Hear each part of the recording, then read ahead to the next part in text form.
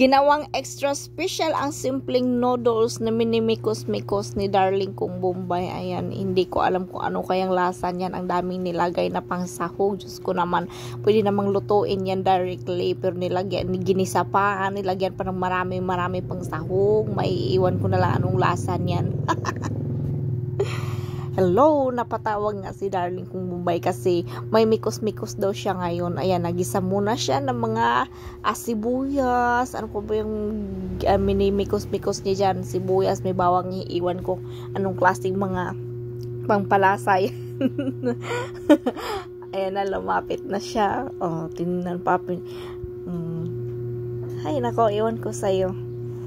Simpleng noodles lang ang lulutuin niya, pero ayan, nag-effort talaga siya. Ang tagal niya sa kusina. Dahil sa mikos-mikos na yan, iwan ko sa'yo. O ayan, naglagay na ng chili powder. Naglagay na siya ng ano-ano pa ba yung binalagay. Oh, mix, mikos ng marami. Oh, lutuin mo na yung mga sibuyas, kahit anong mga pangpalasa nilalagay niya dyan.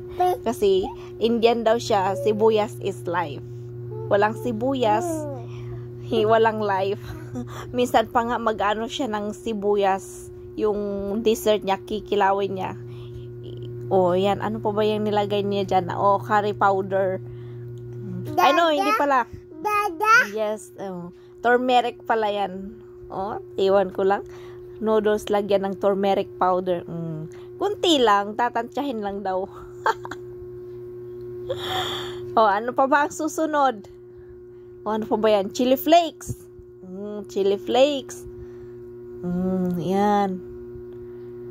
Ano pa? Iwan ko ano pang susunod.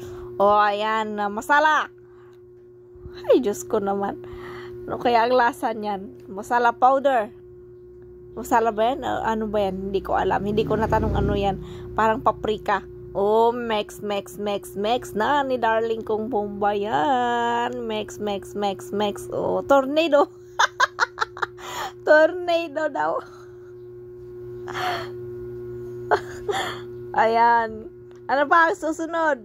Next. Sunod. Hinahinaan lang niya ang apoy para daw hindi masunog. Ay! Suka! Ay, hindi daw, hindi. Pang Pinoy daw yan, pang Pinoy. Ayaw daw niya, ayaw. Sunod! Ano na? Ay! Toyo! Ay, hindi daw, hindi. Ayan, dahil sa maraming pinaglalagay mo dyan, ayan na yung noodles. Simpleng noodles, maraming sahog. Ay, iwan ko na sa'yo. Ayan. Sneeze na ng sneeze dahil sa mga powder na pinaglalagay mo dyan sa mga mikos mong putahe. O, lagyan na niya yung seasoning noodles. Lagyan na ng seasoning noodles si Darling. Ako naman ay curious talaga ako nanonood sa kanya yan. Hindi ko na alam anong kayang lasa niyan. Parang curious ako sa lasa. Oh, mix. Tornado. Tornado na ni Darling ko yan. Ni Darling ko na yan. Tornado na yan. Mix niya. Mix. Lutuin ng maigi yung mga sahog, yung mga pangpalasa. After, ayan. Kuha niya yung noodles. Nagpapaliwanag siya sa putahin niya. Special daw yung putahin niya. Napaka-special. Ano pa bang mayroon pa palang isa natira na pangpalasa. Hindi pa niya nilagay. Lagay mo na yan.